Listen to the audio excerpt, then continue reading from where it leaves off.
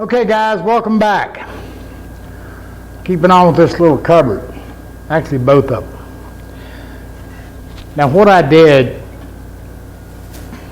while we were off camera was simply I went in the back behind the face frame. Now this is on the one that the top is dovetailed in. And I put a cleat in here. And what this cleat does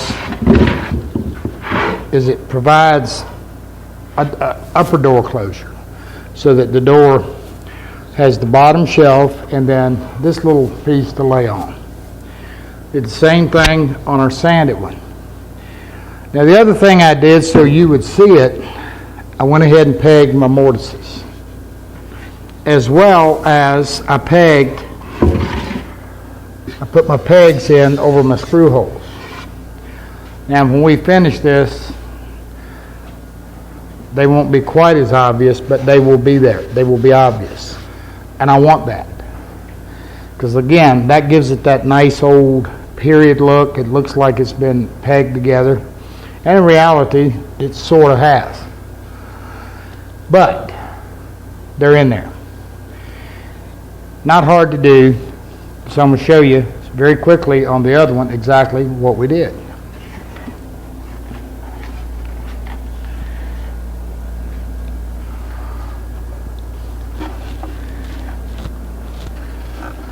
The first thing you want to do is you want to make sure, like when we put the screws in, that your screws are down a good 1/8. A little bit more wouldn't hurt. 3/16 is not going to hurt. So I'm just making sure these are down so that I can get a good, plenty of room for the peg to hold.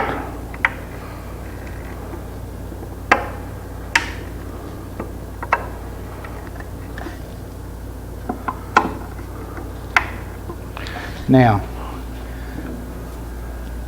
all I'm going to do, here's the little peg. If you can see real good, all I did was I cut a peg, and these are not quite a quarter. Not quite a quarter means they're a little bit more than 3/16, but not quite a quarter. And all I did was on a sander just barely rounded the tip of it a little bit. Not too far up. If you go too far up, then it's not going to fill the hole. Then you just simply get with the program. Meaning, put them in place. Don't use a mallet. A mallet will bounce.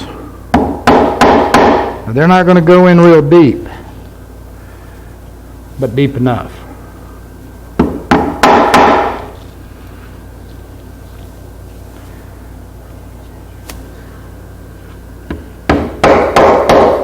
And continue.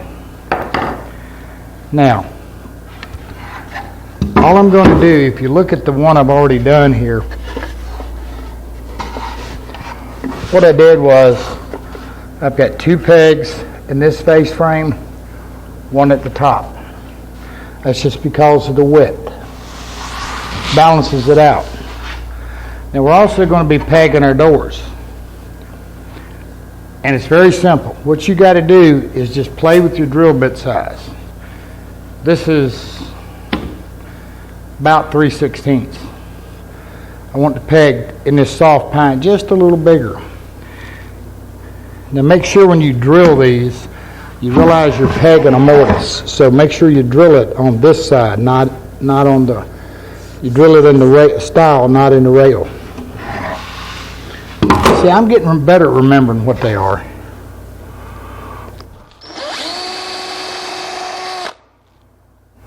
But I'll also tell you this.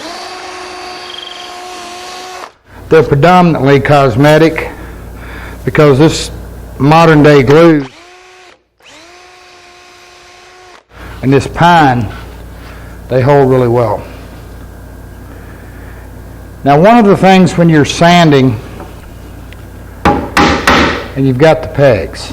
Pegs are going to act like a knot. When you're sanding a pine, take something like 120, or even if you've got a lot, something like 80. and do your flattening, leveling. And the reason for that is that within pine, and some of them are worse, we've talked about the hard and soft grain. And something like a 180 or 220 has a tendency to ride on the hard grain, or a peg or a knot. It's going to ride on top and take the soft grain around it. It's very difficult to get it flat. A coarse grit sandpaper will take it down and level it better than anything else. We call that construction sanding. Now that said, once you've done that, to come back, if you do an 80, go to a 120, then go to a 180. Avoid the little jitterbug sanders, and I hope you know what I'm talking about. The little, the little square ones that just barely vibrate. Pine is a soft wood, and they operate in such a short stroke that they'll put those little, looks like a fish hook in your finish. When you dye it, you stain it, you see this little thing looks like a fish hook. They're really bad about doing that. A good hand sanding when you're done with the grain is something that also helps. Here's a big thing, and it doesn't matter whether it's pine or whatever it is. Make sure that you round all the edges. Never leave a sharp edge. And I'm going to keep telling you this, and the reason is a finish doesn't like a sharp edge, nor does a color. And as you're finishing, if you have a very sharp edge, the finish will actually repel away from it instead of flow over it. We call it easing the edges or breaking the edges. You always want to do that. And again, what happens is by doing that, when the finish flows over it, the finish meets from the opposing sides, and it will actually rebuild, if you will, that sharp edge. But you really don't want sharp edges. Sharp edges wear easily, and you don't realize that when you're finishing something, you just touch them and they go, you sand your color off or remove the color. They also wear easy, and so ease those edges always. Okay, now that's basically the pegging part of it. Then cut the pegs off, sand them flush, and you're good to go. Not a hard thing. Okay, I'm going to stick the rest of these pegs in. We're going to come back and we're going to take a look at getting the doors glued together and decide what we're going to use for color. All the pegs are in. Now I forgot to mention something. The pegs, and these I'm using are cherry. I like to use a good hardwood for the pegs. Pine is just too soft. It's just entirely too soft, and when you peg it, you're not going to get a very good definition of the peg. Okay, let's see. Everything on this is done. We're ready to glue up a door. This has got to be sanded, of course, and smoothed up. Now, I want to draw your attention again to this transition area right here. And you can see with it all glued up, it's just a little peak there. And all we need to do is blend that out. Now, I've already done it on the other one.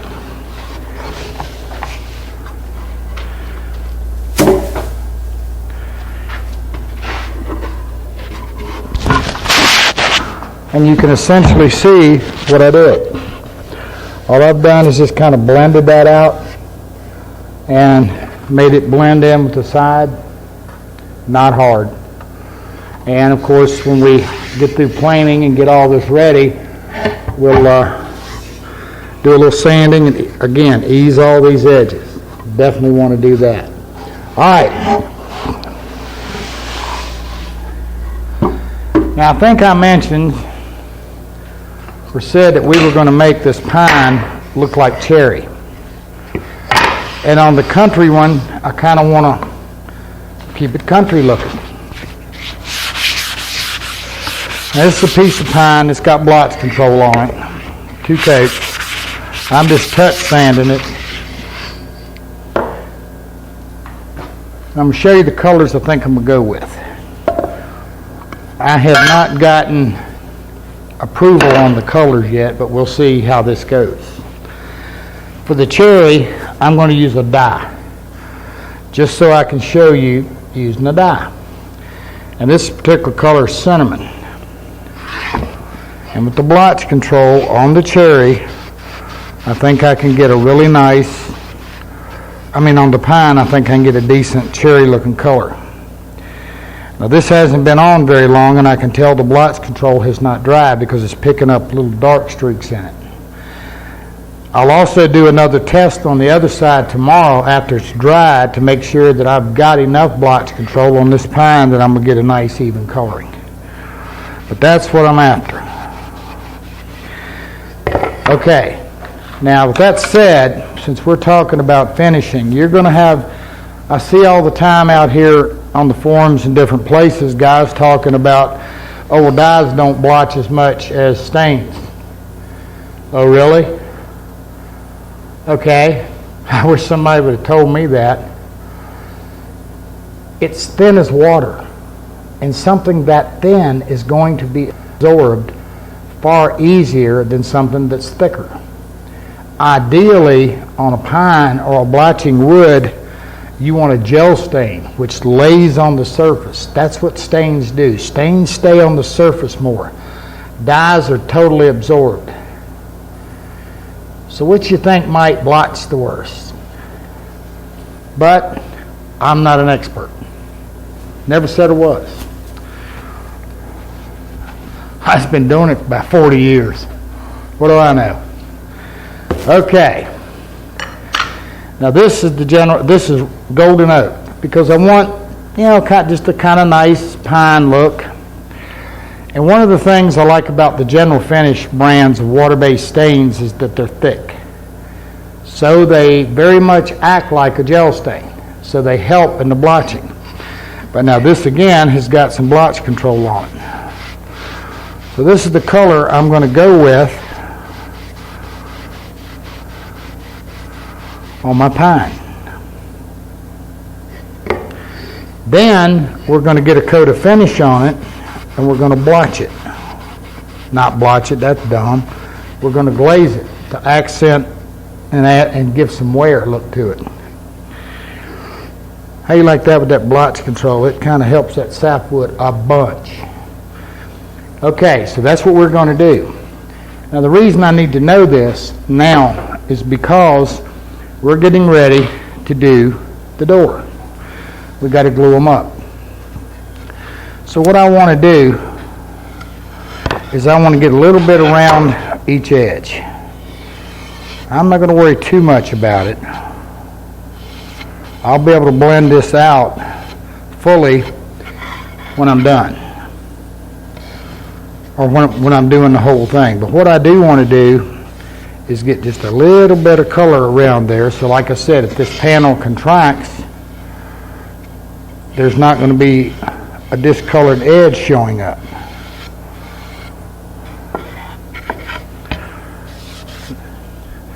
Now here's something else you can do. You can also take and do the whole entire elevated part of the panel.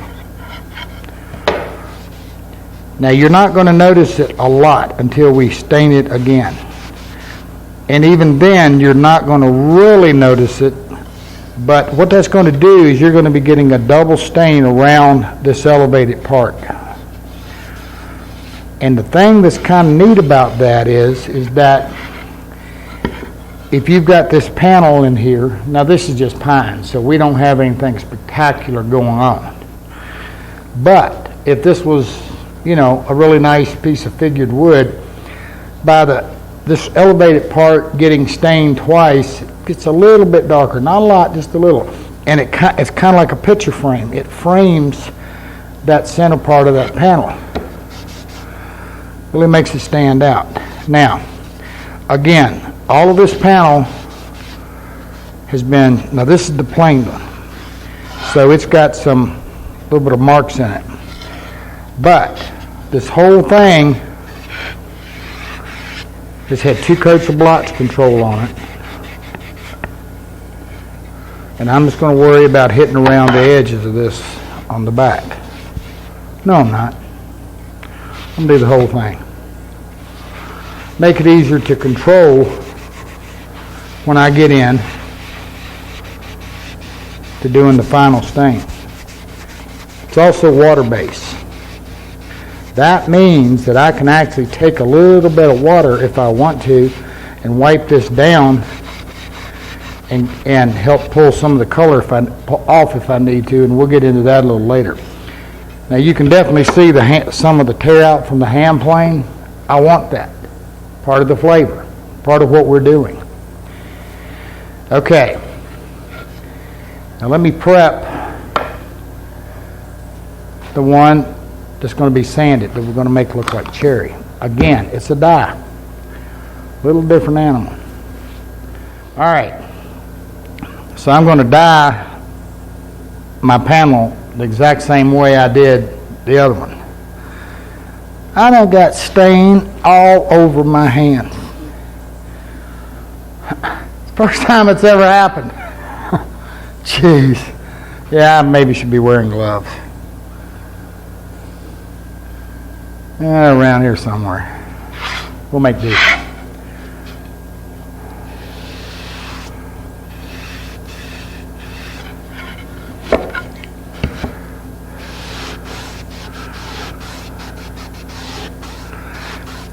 The like-on-like situation is going to cause any water-based product to try to dissolve the one under it, particularly in the coloring stages.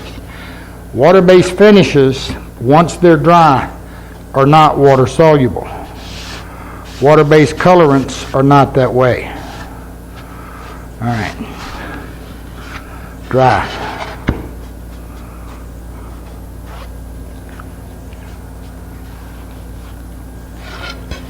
Now this die is going to do basically the same thing. That perimeter of that frame is going to get just a little darker, or the outside edge of that, and that's what I want.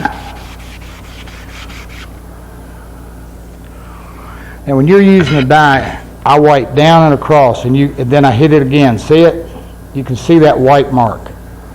Dyes are bad about that. The way you handle a die is saturation.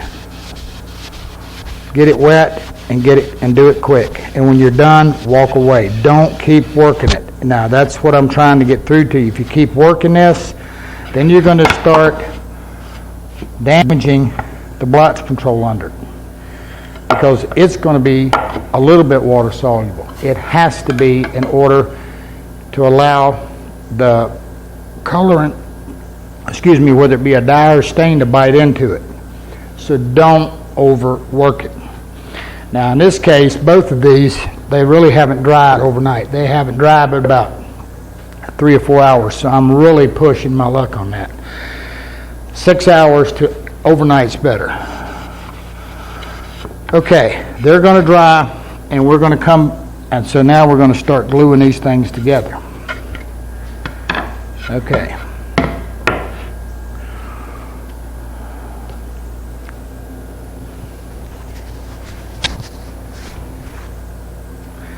All right. I got to wash my hands because I'm getting red all over my brown.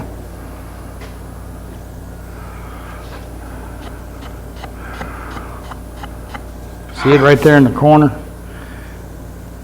That stain is still wet enough that the dye on my fingers, which really isn't dry, it's dissolving it and making it bite in. So it's time to clean these up.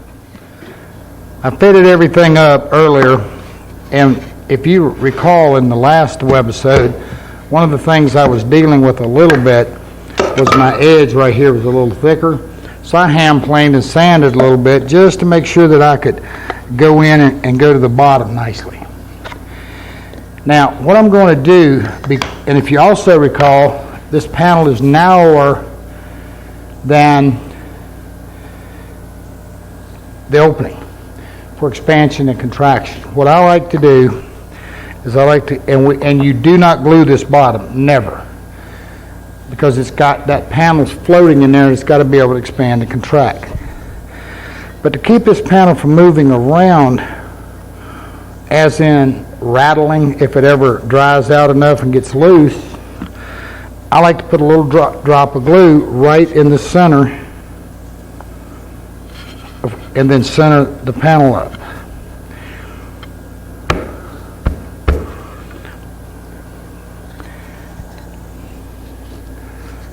That little drop of glue right in the center there is going to cause this thing to expand and contract left to right, which is exactly what we want to happen. All right. Now,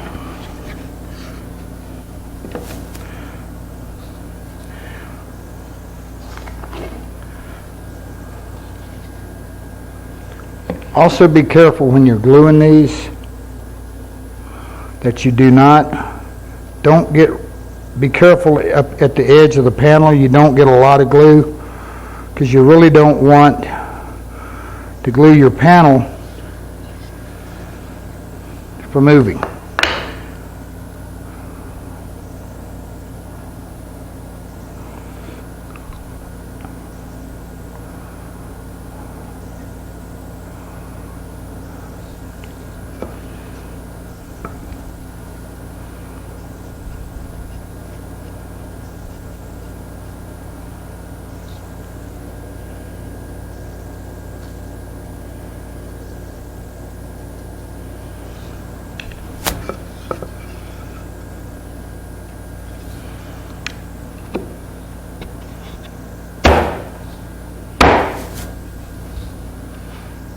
That'll work. Do it again. Get a little bit of clamp, get a clamp on it. Make sure you clamp it up square and flat.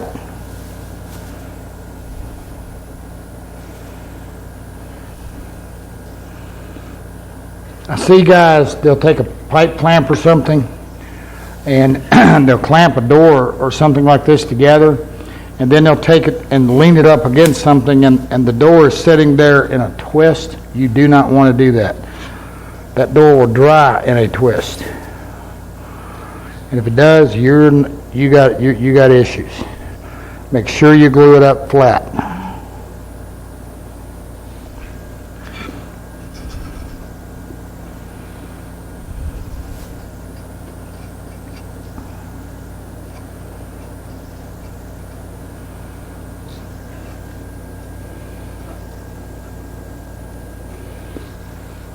Out on YouTube or somewhere out there, I've got a video about making what we call a drawer box.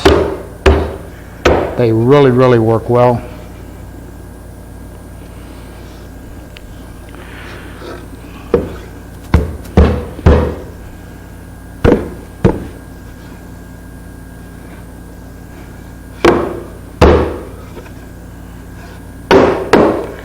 All right, what I'm going to do is I'm going to lay this down flat.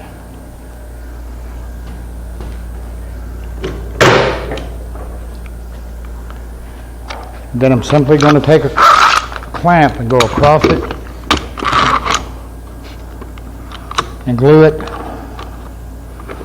Then clamp it. Then I'm going to pull a diagonal measurement after I get the bottom one on, and I'm going to make sure this thing is square and down flat, and it's glued. Then I'm going to do the exact same thing to our little bit more fancier panel, the one that's going to be sanded, and we're good. We're glued up.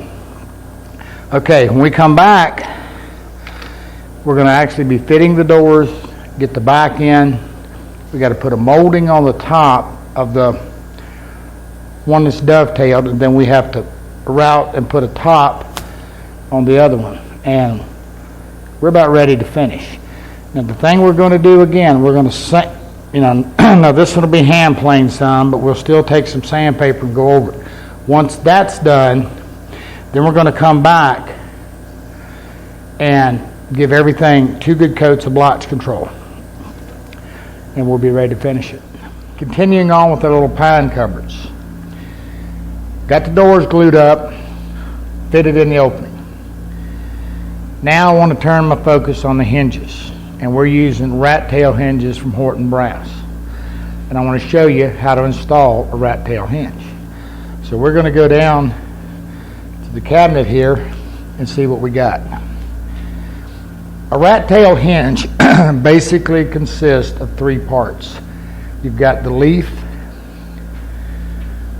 you've got the tail, And then you have the post that secures everything. So it acts as a stop for the leaf. That's the essence of a rat tail. It's totally a surface mount. Now, let's look at this very, very carefully. You can locate this pretty much, the leaf, anywhere you want. I usually try to hit this point right here off of where the rail and stile come together and come across. So I'm going to locate my leaf right there. Now, that said, when the tail goes in, what you're going to see, I like to keep the top above this about 1/4, 3/8 of an inch. About 1/4 is probably correct. Now I have to be careful of two things. The first thing I have to be careful of is that because I got to drill a hole for this post to go in, I don't want to get too close to this edge right here. I also do not want to get back too far so that when I put this screw in, I'm not close to this edge, and I don't want to chip out the edge of my door. So here's the way I do it. This typically is about 3/8 of an inch back set, coming back. I set the hinge up just like you see. Then I mark where the bottom of this is where the flat part of this has to be, so that it sets right up against the bottom of the leaf. That's our top and bottom adjustment. So then I mark it in place. Okay.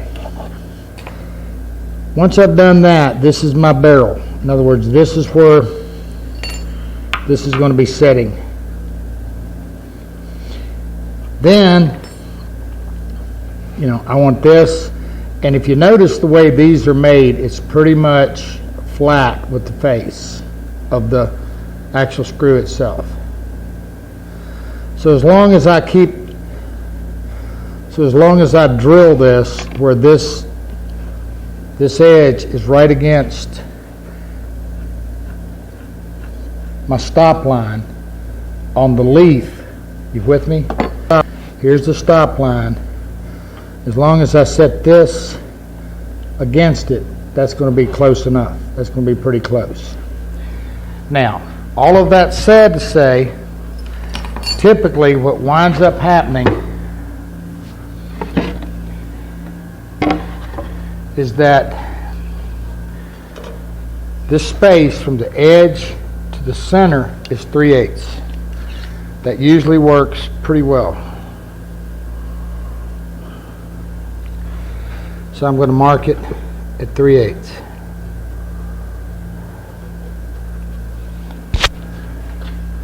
I got a lot of marks there, so let me define which one it is.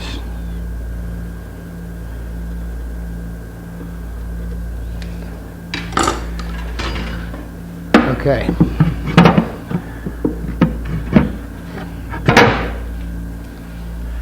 Let me get my top one laid out here and make sure I'm right. Okay, that looks good. Then I simply drill it. I want to keep the hole on the bottom side of this line.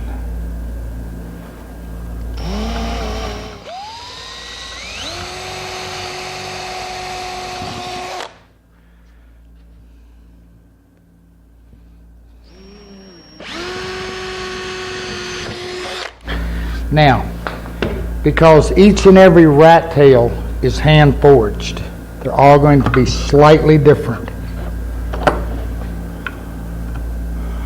So what I do, you can fit these up and go ahead and hinge it before your construction. However, what I prefer to do is simply do it after the fact.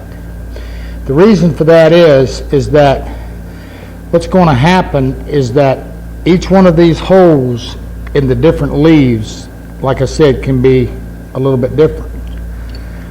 So they're pretty easy to fit up. So I just do it after the fact. But I do want to get my post holes drilled before I go to finishing. Pretty simple, actually. Now, if you're ordering rat tail hinges, you want to be sure you get a left or a right, because they are specific to that. Okay? That's all there is to it. Now, what's going to happen after we get everything to get finished and whatever, we'll simply set this up.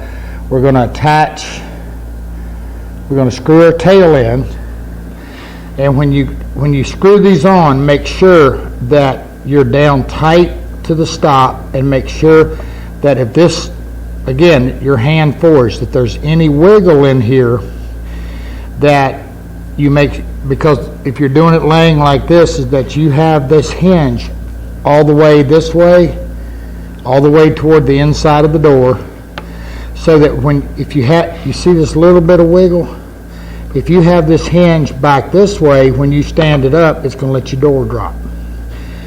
Here's another tip. Once you've got it attached, always use one screw. Put one screw in the leaf. Stand it up and make sure nothing is moving and everything's exactly how you want. And because that way, if you need to move something, you've still got two screw holes that are undisturbed and you can use them. You really want to use a self-centering bit to do it. Got it? Not difficult. Now, when we get done finishing, you'll see us actually install it, but right now we want to prep for that. Okay. Now, while we're here in this, I want to explain this to you. Just as we did when we were pegging the face frame, we're going to put a peg right here, one here, and then on the top, we're just going to put one in the center, carrying the same flavor.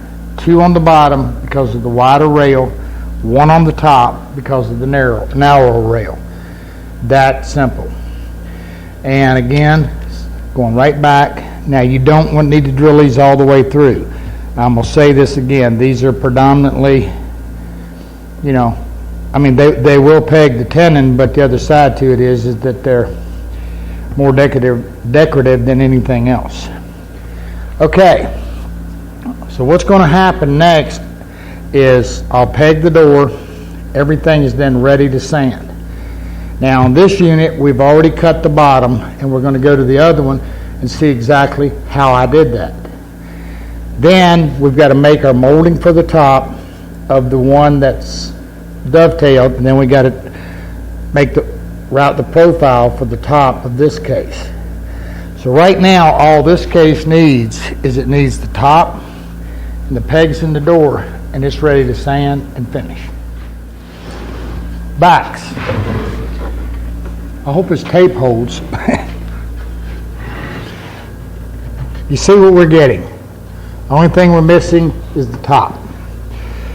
So basically, we just got a little scroll cut in here.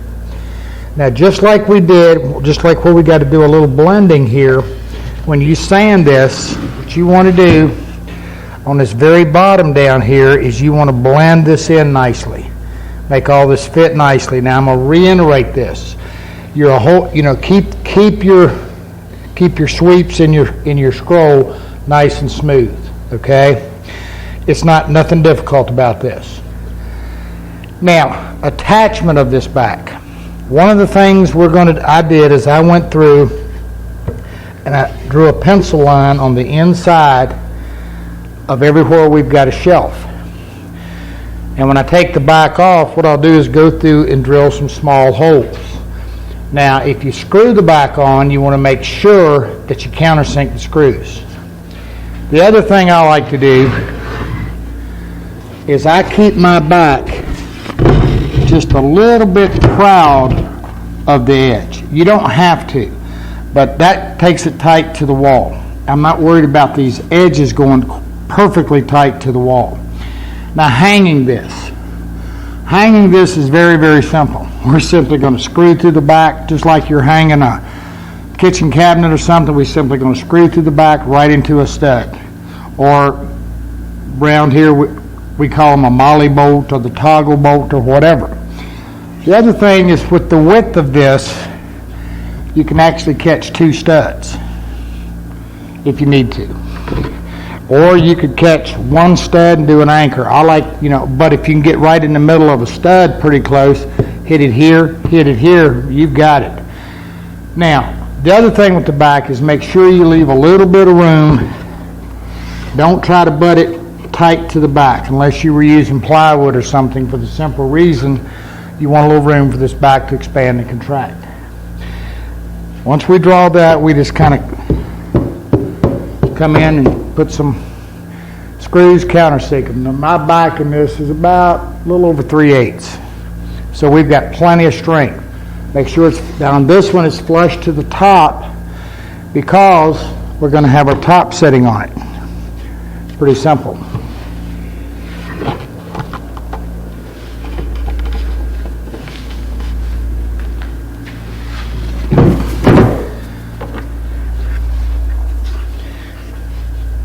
When we do a PDF for you on the scroll, this is essentially what you're going to get. It's a little more than a half pattern, and you'll see that in a moment.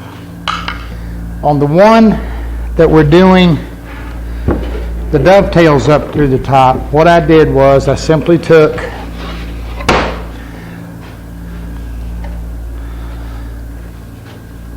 a rabbiting bit with a bearing and finished out this area up through here. Took a chisel, chiseled the corners. No big deal. Then the back on this one is going to set in just like so. And again, you can see the space. We'll divide that up when we mount this so that we have expansion and contraction area. Now, what I'm going to do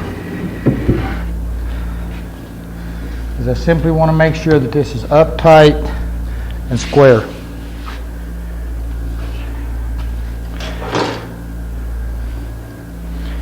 Then I'm just going to mark it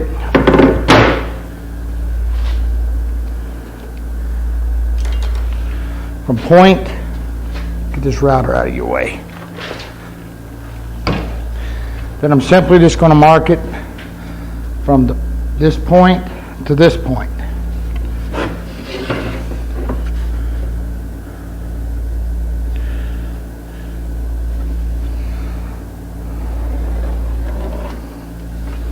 Okay.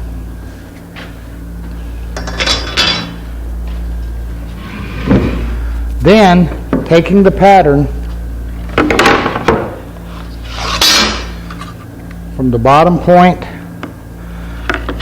this edge square to the edge of the back, I'm going to trace my profile.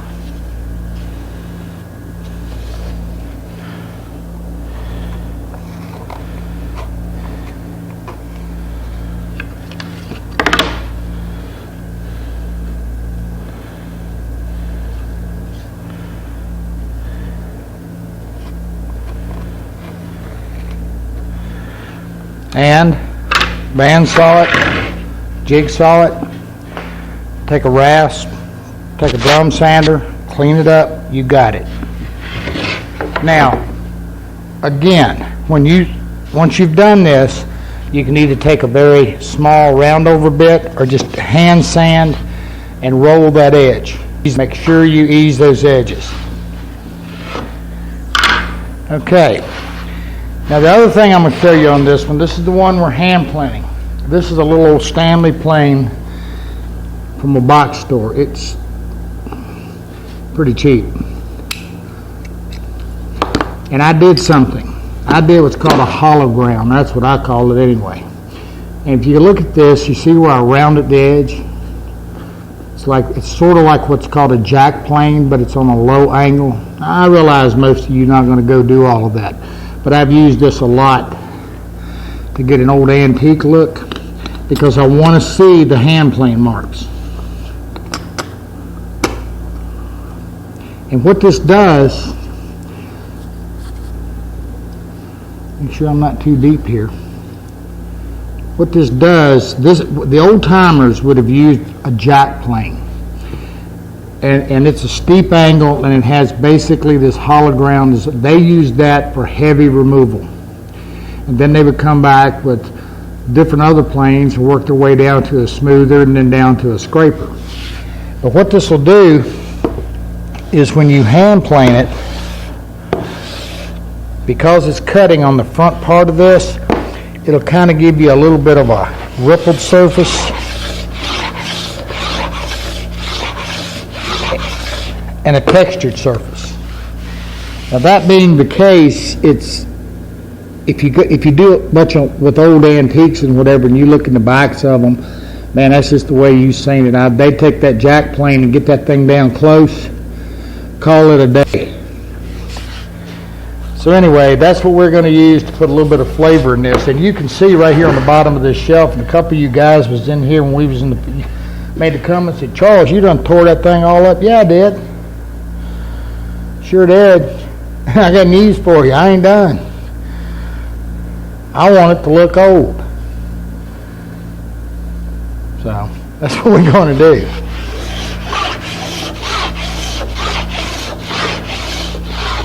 All right. So I'm going to bandsaw this out, get it ready, hand plane this whole case, and again, at this point, we're back now to the next thing we do is to get the top routed for this and get our molding routed. Now, I can't put the molding on this until I get all my hand planing and everything done, because then I'm going to have a hard time accessing the top and whatever. But we're going to get the routing done so that we've got all of our profiles made. So we're going to get another camera angle and go to the router table. Okay. What I've got set up right now is our signature bit. Now I'm going to say this again, you can use any profile you care to. Here's the one that it makes, and we're going to use this strip to make the molding that's going to go around the top of the one we dovetail.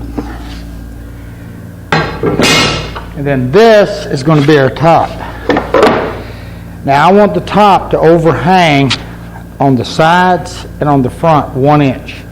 Inch on the left, inch on the right, inch on the front. So my case is 18, so this is 20 inches wide. And I think it's 8.5, so this is going to be 9.5. Now again, I'm wider than what I need to be. Why? Because if anything messes up and I need to get a chip out or something, I can trim it away. We're back to that sneak up on the thing, guys.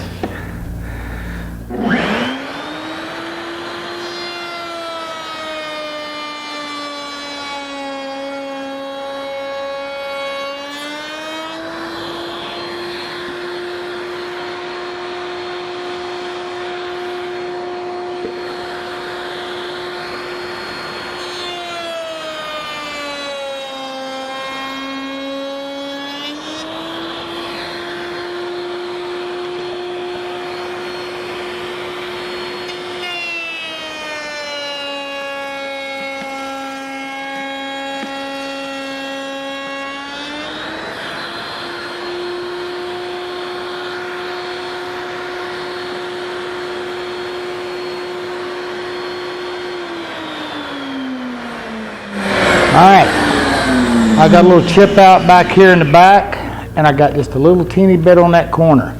I'm going to go to the table saw, skim this front, run it again. Once I've got a nice clean profile, then I'm going to come back and cut it to width. We have no issues.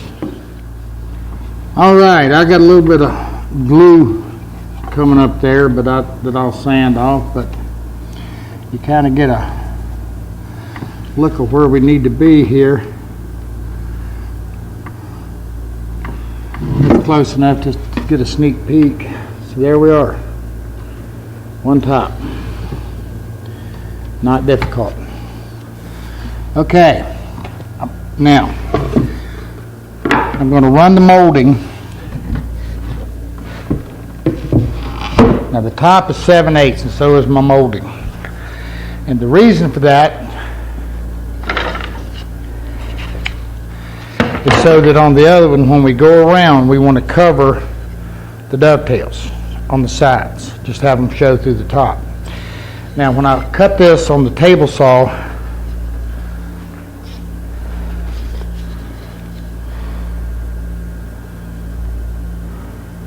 It's right at 11/16. That's 5/8 plus 1/16. So, yeah, it's 11/16. Because I want to keep this little edge right here, just a little reveal on it. And then it'll go around the top. Okay. I'm going to get, like I said, I'm going to get that planed, this one sanded. And when we come back, what we'll be doing is we'll have that ready. We'll get the molding attached and everything else will be done and we're ready to finish. Okay guys, what I've done is I've taken the molding, just to speed this up, and mitered the two corners for the one goes across the front. Obviously I've got clamps so it's glued. And the reason I can glue this is because I'm doing a flat grain to a flat grain.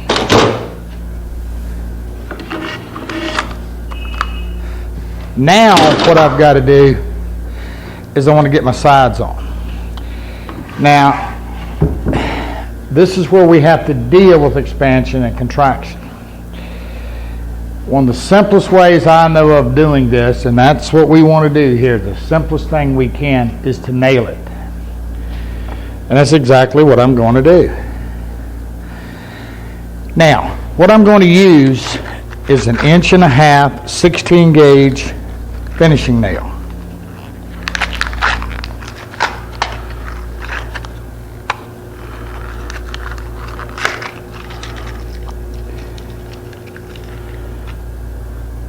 Simple as that. Just a nail. But I'm also going to be able to glue it. I can glue the front back to about here. And so then I'm going to put 3 nails. I really don't need one in the front, but I'm going to put 3 just for symmetry, just to keep this balanced out. Because the way we're going to take care of the nail head or the nail hole is a little different. So let's do it. Now the first thing I'm going to do is I'm going to set it up here. I prefer to do a little bit of a pre-drill. And the reason for that is, and particularly in woods like oaks and things like that, that nail can wander a little bit. And we don't want a nail coming up through the top. So,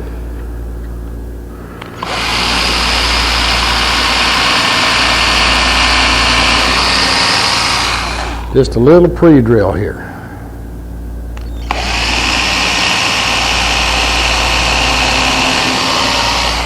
Now also when you're doing this, you want to take this and just kind of, this bit, and just give it a little bit of a back angle. Nothing major.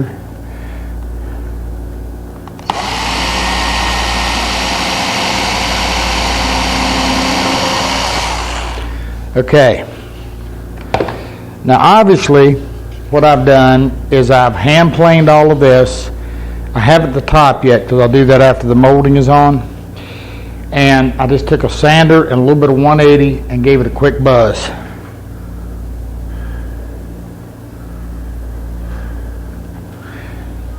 Now I want to make sure I glue that joint good too.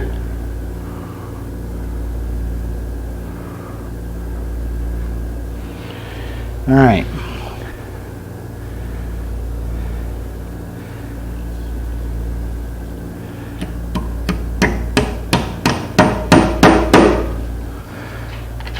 That pine is soft, definitely.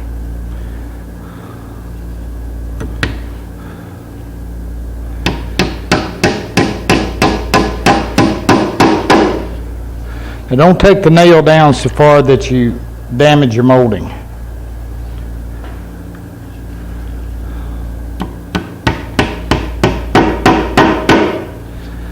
Now, this is a number 2 square drive bit, putting in screws. And to tell you I've done this a time or a zillion, the back of it is actually knurled, which means it's been hammered and beat down. It's my nail set.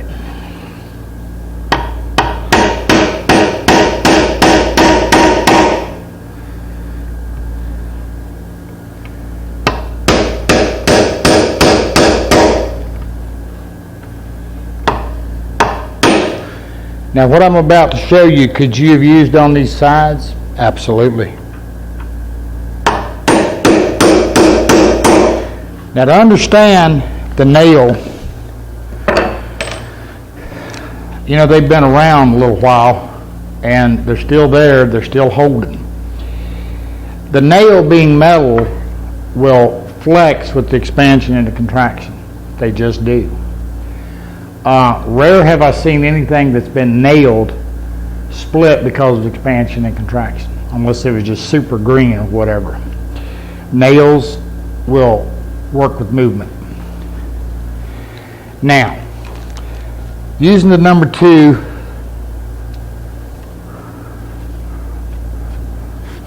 square drive bit gives me something. When I set it, I now have square holes. I could put some filler in there and it would look like the square pegs. But what I did was I went to the table saw and very carefully I cut me some, these are about not quite 3/16. Actually they're about 5 millimeter. Yeah, I know, but they're about 3/16. And remember how we did that side? Well, it's the same thing. All I did was barely rounded the end enough so that it goes in the hole nicely.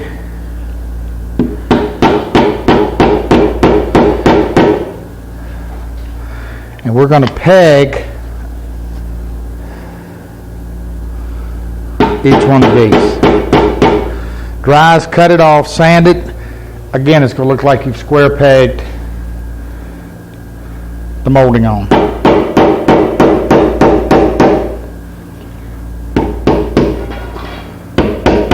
I do the other side, like I said, cut these off, sand them. It's going to look like square peg molding. Works pretty neat. All there is to it. Now what's got to happen, I'll do the other side and get the top hand plane, go over everything good with some 180, ease all these edges. I'll sand my little back molding there flush, and then I'm going to get some blotch control on it. And I think I'm going to have to go 3 coats. I'm going to tell you, I did some testing on this particular pine and it's not wanting to cooperate real well. Welcome to the world of pine. What can you say?